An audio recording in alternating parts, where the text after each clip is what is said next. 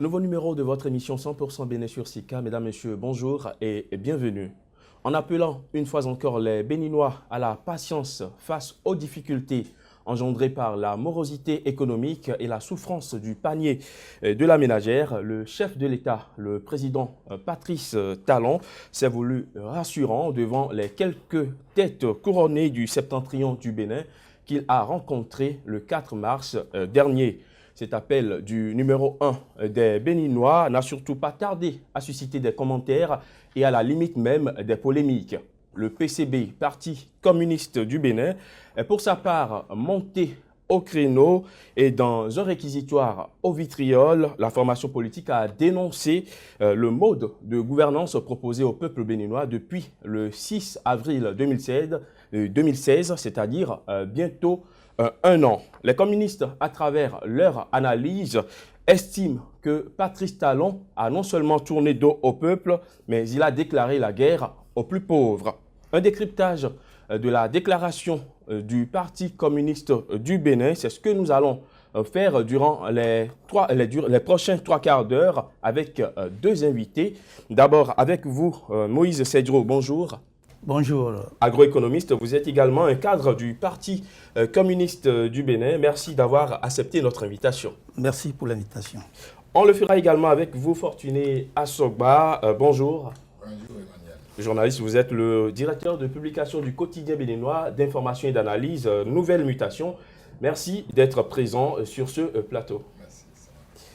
Moïse Sedro, le président de la République, son Excellence, le président Patrice Talon, a reçu le 4 mars dernier des rois du septentrion du pays pour officiellement recueillir leurs doléances. Comment avez-vous apprécié cette rencontre? Merci. Vous aurez constaté que déjà à l'entame, le document qui a résumé l'essentiel de nos analyses s'intitule « Parole d'un président repu à un peuple affamé ». Cela résume tout. Mais vous pouvez vous rappeler et constater que les anciennes pratiques ne sont pas allées bien loin. Puisque le président Talon en est suffisamment imprégné.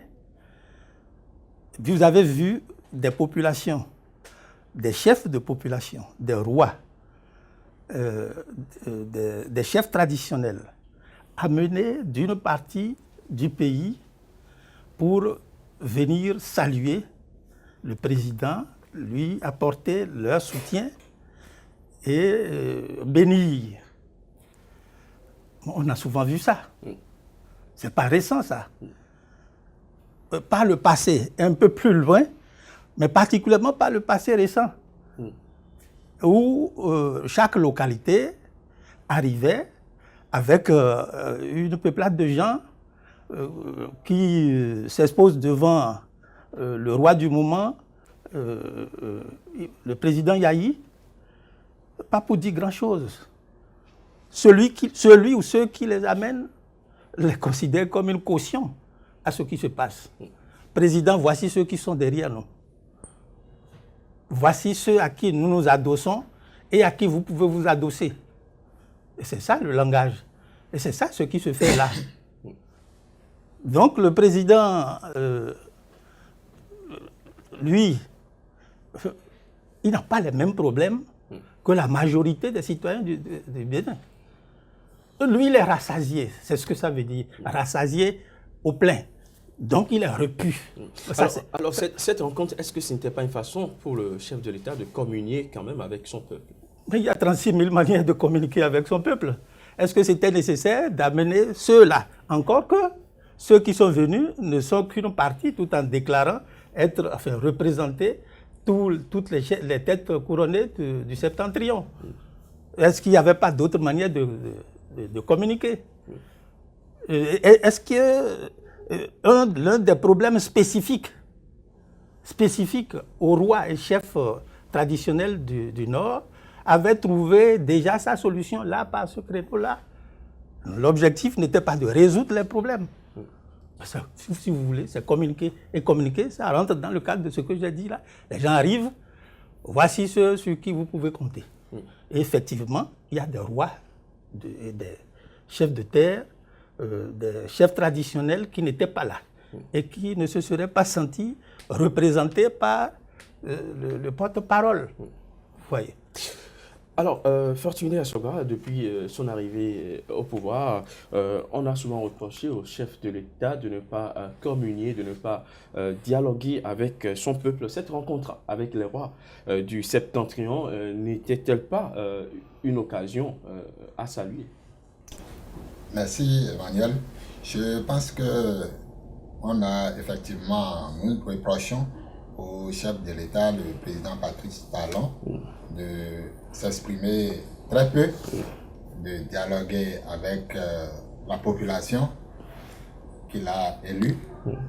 Mais avec cette rencontre, on peut constater qu'il a amorcé un début de dialogue avec la population. Encore que là, la question que le Béninois lambda se pose tout de suite, pourquoi ceux du Nord?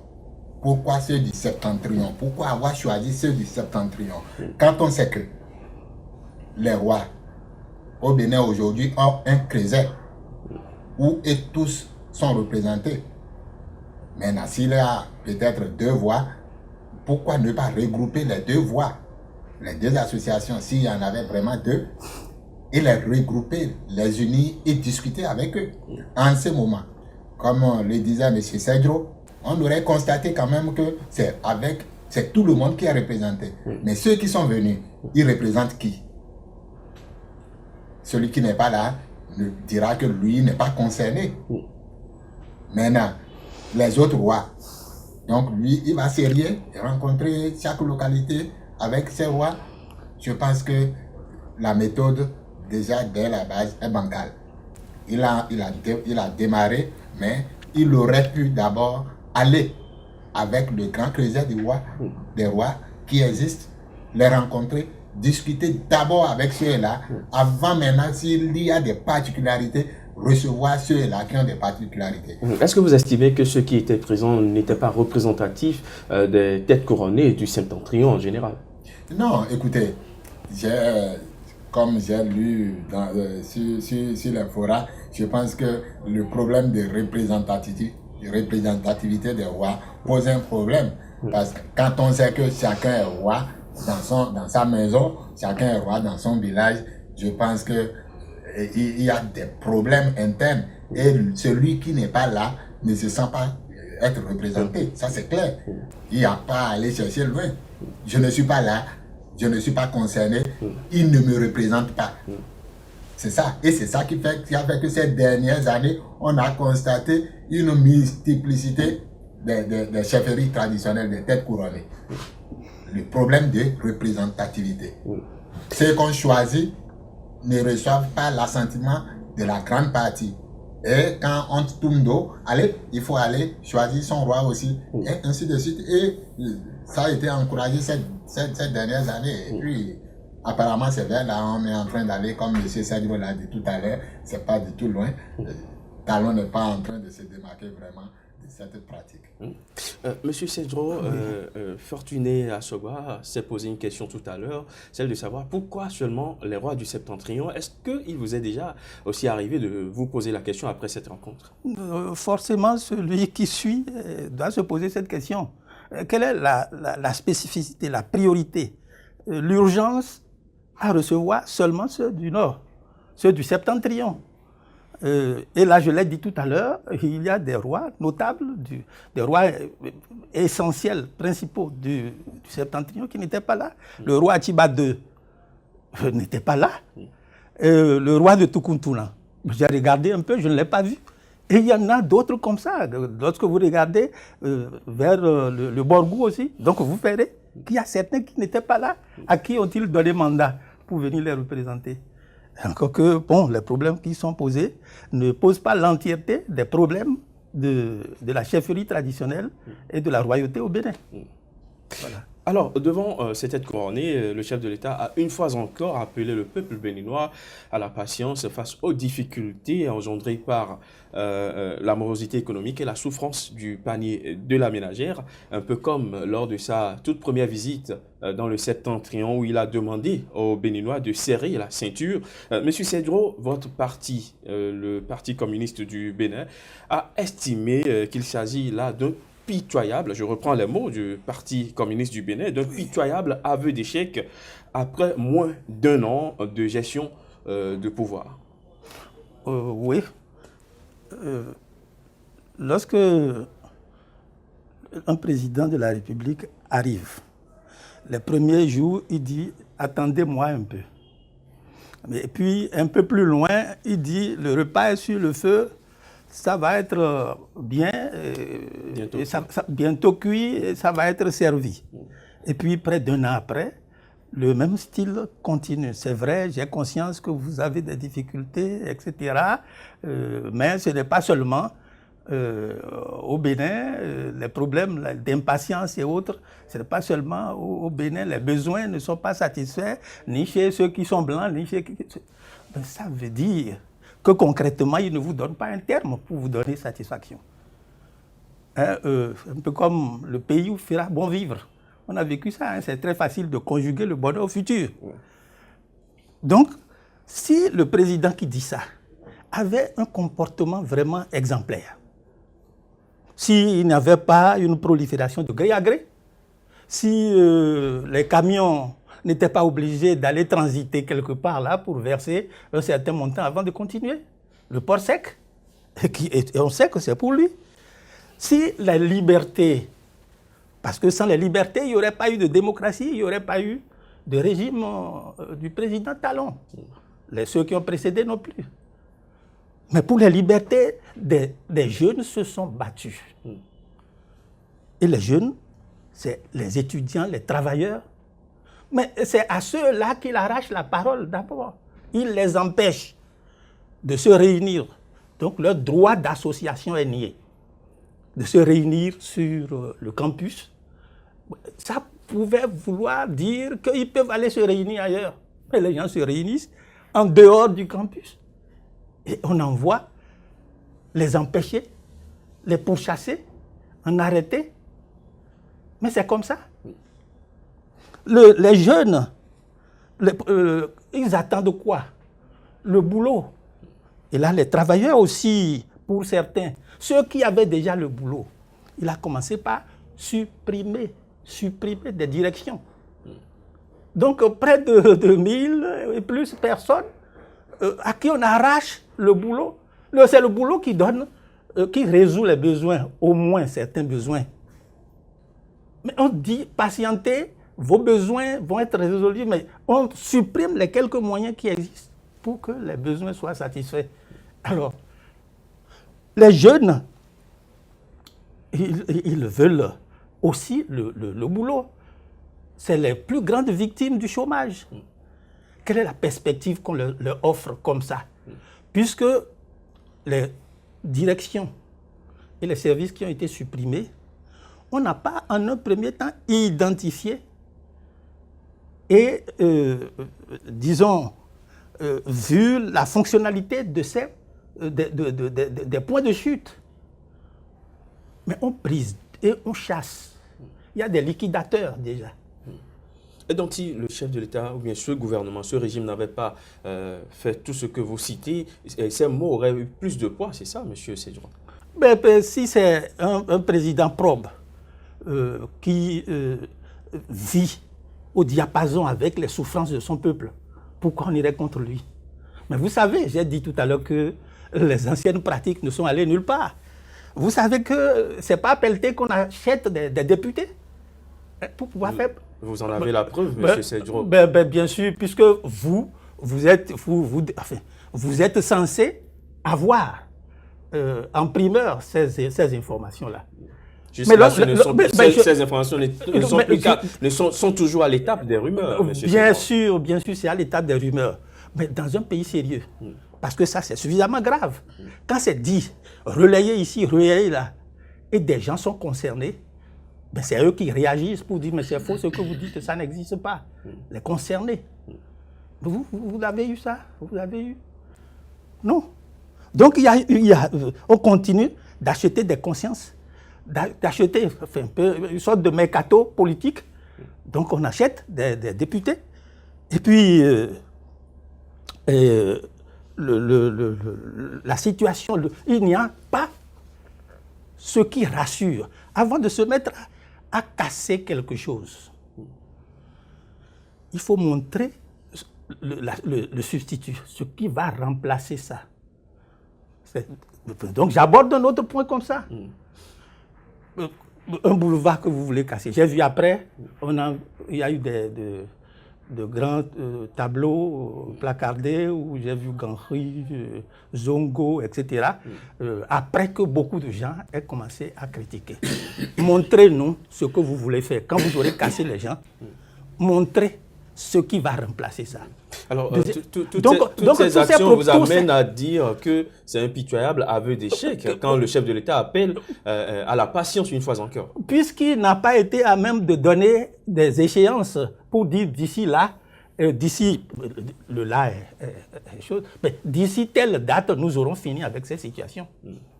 Hein? Donc, c'est un échec là, partant, puisqu'il dit que ce que vous vivez ici là, ça se vit aussi ailleurs. Donc, cessez de vous plaindre. Ça se vit chez les Blancs et chez vous, les Négros aussi. Je vais revenir à vous, M.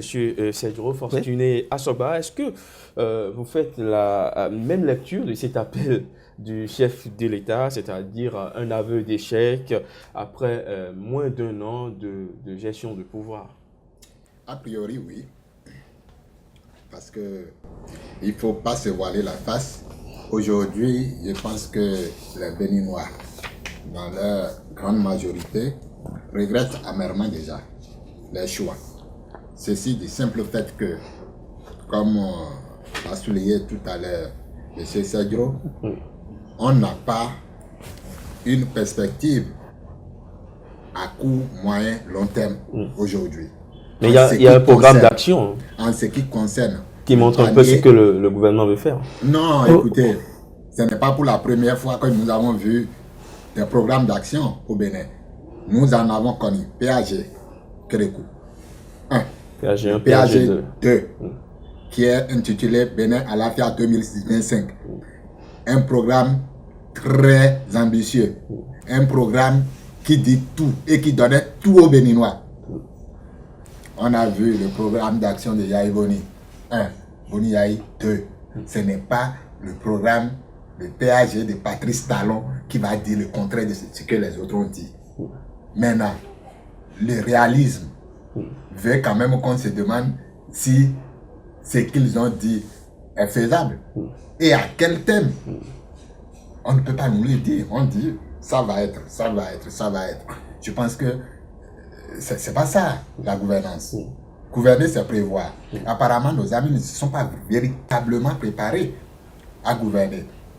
Je vous retourne en arrière. Il y a 2 ans environ, ou moins de 2 ans, le ministre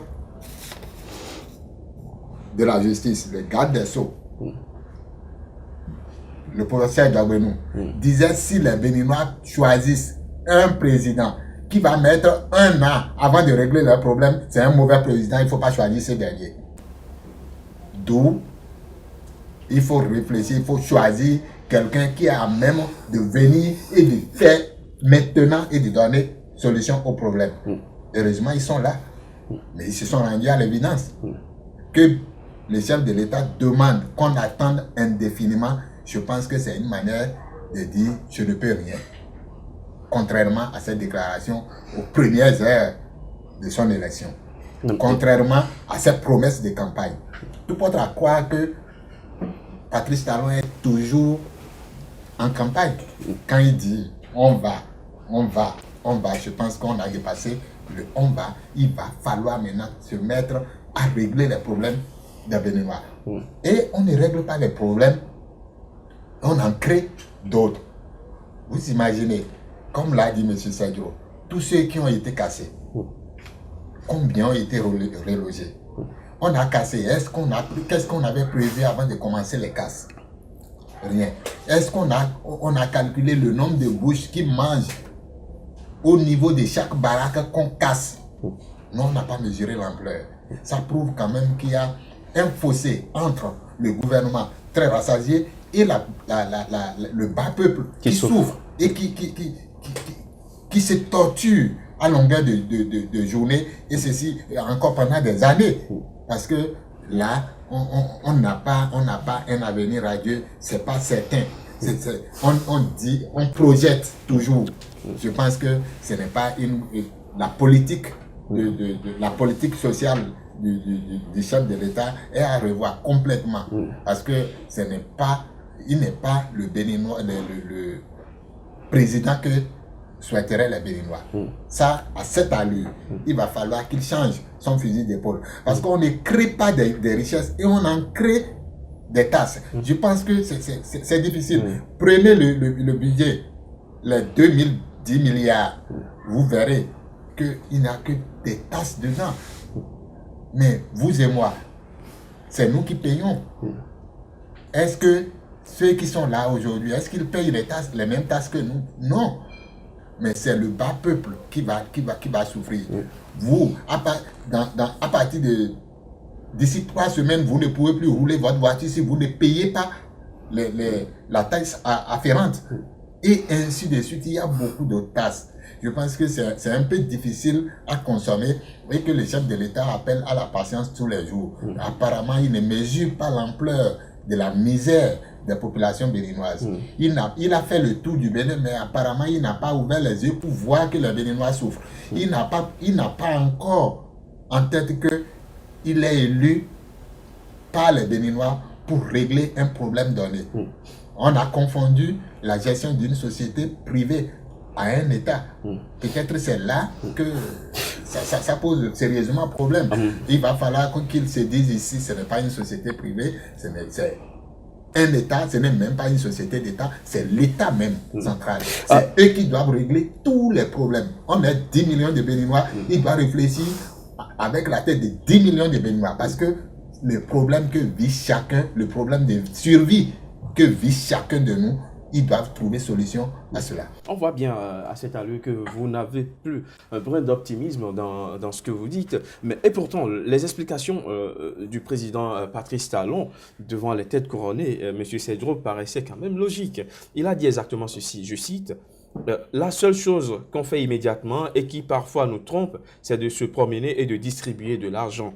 Cela, on peut le faire immédiatement. Mais quand on veut construire, ce sont des choses qui prennent beaucoup de temps. » Fin de citation. Est-ce que le chef de l'État n'a pas quelque part raison? Est-ce que on ne lui demande pas un peu trop et trop tôt?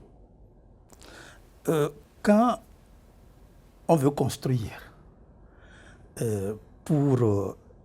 c'est pour la postérité, c'est pour le bien-être des hommes et femmes vivants présentement et pour le futur.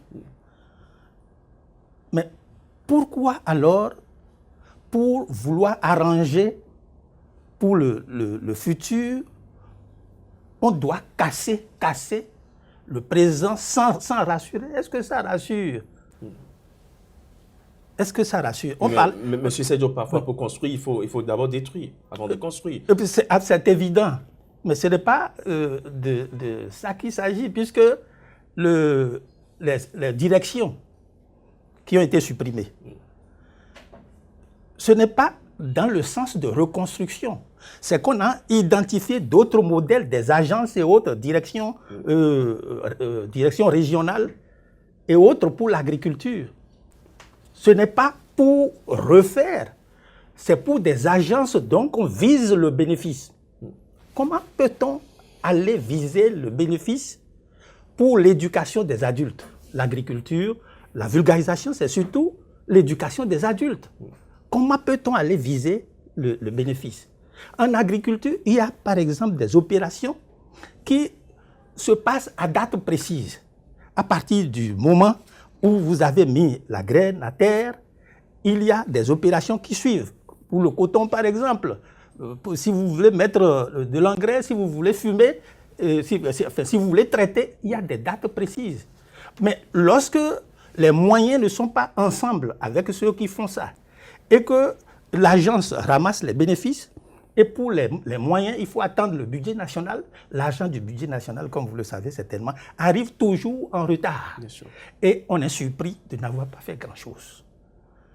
Donc, c'est vrai, pour construire, on peut être amené à casser. Mais quand on veut casser, c'est qu'on a bien prévu déjà. Vous avez vu déjà les choses-là se mettre en place.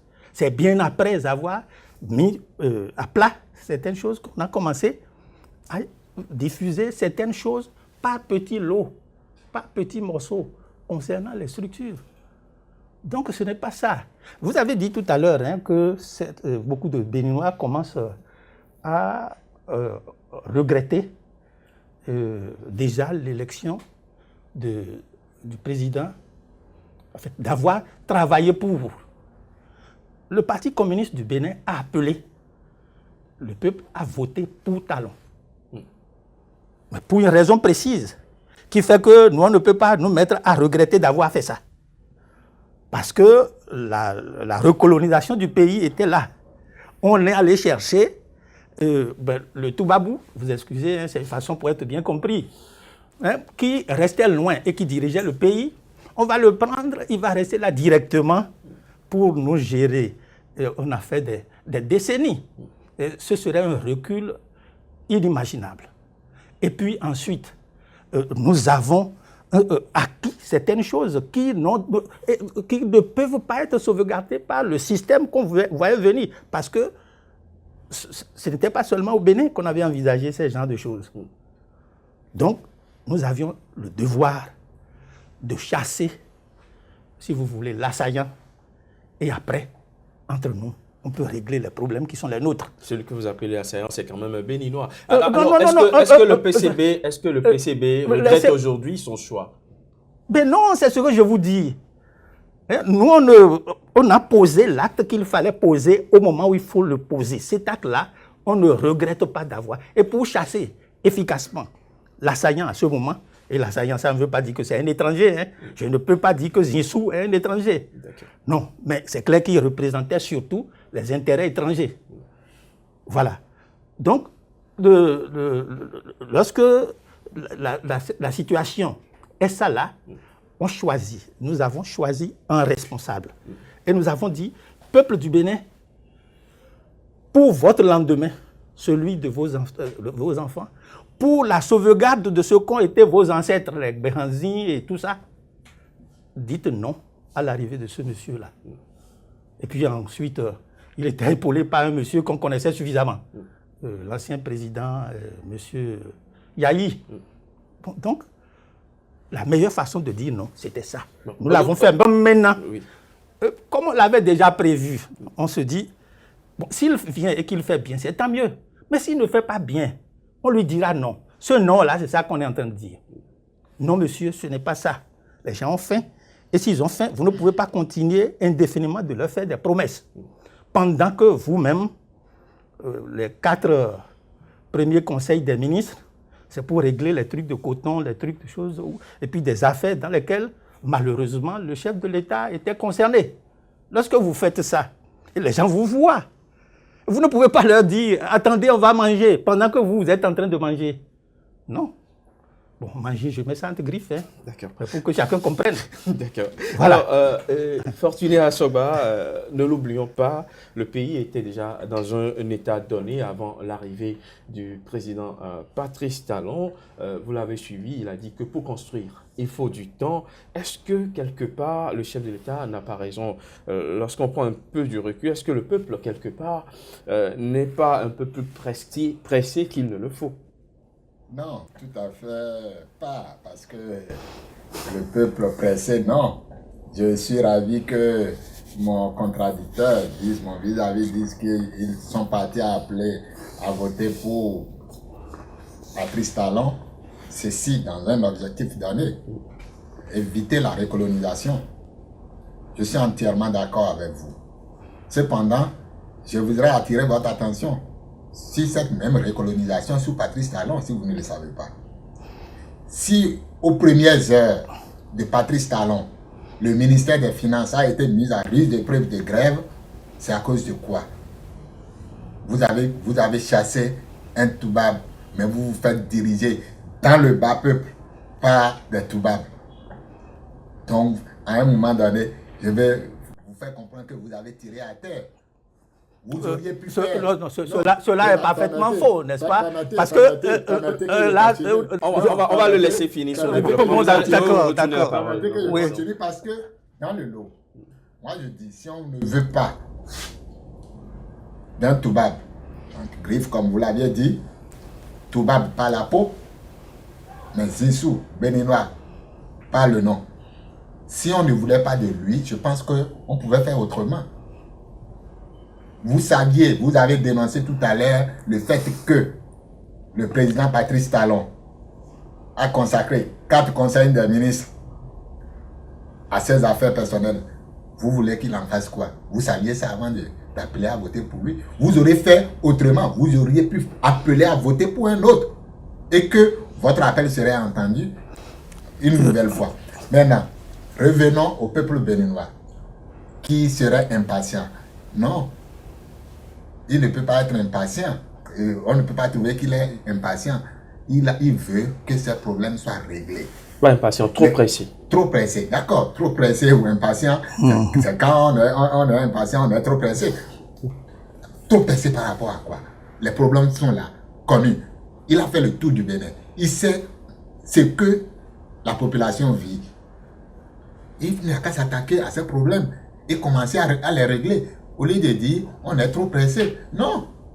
Quand on a faim, on n'a pas l'oreille pour entendre trop pressé. Et les disques selon lesquels le pays était dans un état comateux à l'avènement du régime du nouveau départ, venez révéler si vous voulez. Ce n'est pas pour la première fois on a entendu ça. Aux premières heures de Yahya Boni, on a entendu ça. Et Yahya Boni a fait 10 ans, on a vu ce qu'il a pu faire. Qu'il se jette à l'eau. Il a connaissance de l'état comateux du Bénin avant d'accepter de postuler, de venir. Vous estimez qu'il ne s'est pas encore jeté à l'eau? Non, parce que il a géré le Bénin, qu'on ne se voile pas la face, il a géré le Bénin avec Yahya Boni pendant 8 ans, pendant 7 ans, 8 ans. Il ne peut pas dire qu'il ne connaît pas. C'est lui, plus de 50% du gouvernement est proposé par lui. On ne peut pas nous dire le contraire aujourd'hui. Donc, ce n'est qu'une continuité de Boni Yahya. Il connaît les problèmes des Béninois. Il n'a qu'à agir. Mais cessez de dire le pays était profond. Oui, comme ça. Le pays était profond, pourtant les gars continuent de dire qu'ils ont laissé 47 milliards dans les caisses. On a entendu Boni Yahya en 2006 dire que c'est 200 millions il a trouvé. Maintenant, si par rapport à 200 millions, lui, il reconnaît qu'il y a 47 milliards, ça veut dire qu'il y a un effort qui est fait. Allez, il n'a qu'à continuer. Et on n'a qu'à cesser de nous dire chaque fois, le Bénin est. Oui, le Bénin ne peut qu'être ainsi. Il ne peut pas avoir une baguette magique pour gérer ce que nous n'avons pas. On a quelles ressources? Et aujourd'hui, on va dire, il n'a qu'à faire ce qu'il peut. On ne peut pas lui demander de faire le miracle. Mais si on constate, si le peuple béninois constate qu'il fait quelque chose, le peuple va comprendre qu'il ne peut que faire que ce qu'il peut.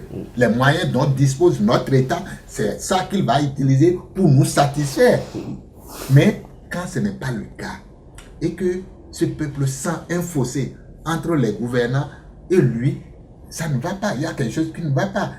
On casse et qu'on n'arrive pas à proposer des solutions, je pense que le fossé est grand. Que on n'arrive pas à augmenter le salaire du contribuable, le salaire du fonctionnaire béninois, mais qu'on lui crée des taxes en plus. Ça va l'appauvrir davantage. Et l'impatience va toujours grandir au jour le jour. Alors, bien, vous me permettez de réagir par rapport... Oui, lorsqu'il dit que nous avions la possibilité de prendre quelqu'un d'autre, mais que nous sommes allés choisir Talon, bon, moi je voudrais qu'il se rappelle un peu l'histoire tout à fait récente. Non, nous avons appelé à voter au deuxième tour. C'est clair. Voter pour Talon, là, c'est au deuxième tour. Ou alors, parce que c'était entre deux, ou alors vous appelez à voter pour l'un, ou bien vous restez les bras croisés. Nous n'avons pas d'état d'âme du tout, parce que nous assumons nos choix. Nous avons estimé que nous ne pouvions pas rester les bras croisés face à l'histoire. Il faut nécessairement prendre une décision. Et cette décision-là, c'est dommage, même si c'est le pis-aller. Et nous disons qu'on est prêt à nous battre aux côtés du peuple pour que le peuple fasse le choix qui lui permette de résoudre ses problèmes. Voilà.